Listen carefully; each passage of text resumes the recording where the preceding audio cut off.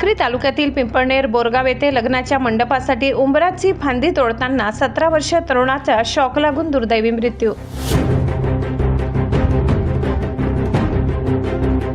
साक्री तालुक्यातील बोरगाव येथे आज सकाळी 8 वाजेच्या सुमारास एक अत्यंत हृदयद्रावक घटना घडली। आपल्या चुलत बहिणीच्या लग्नाच्या पूर्वतयारीसाठी उंबराच्या झाडाच्या फांद्या तोडण्यासाठी 17 वर्षीय रोशन ठाकरे उंबराची फांदी तोडत असताना झाडावरून गेलेल्या इलेक्ट्रिक मेन लाईनच्या तारा रोशनच्या नजरेस पडल्या नाही। फांदी तोडत असतानाच त्याच्या विजेच्या तारेला स्पर्श झाला आणि रोशनला तीव्र शॉक लागला।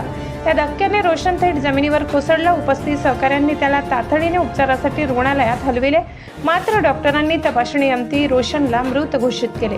या घटनेने बोरगाव परिसरात शोककळा पसरली। रोशन हा 2 भावांपैकी लहान होता आणि त्याने नुकतीच 10वीची परीक्षा दिली होती।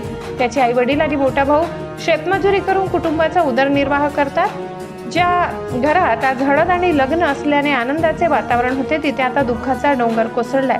मयत युवकाचा मृतदेह पिंपळनेर येथील शासकीय रुग्णालयात शवविच्छेदनासाठी ठेवण्यात आला असून पोलीस पुढील तपास करत आहेत।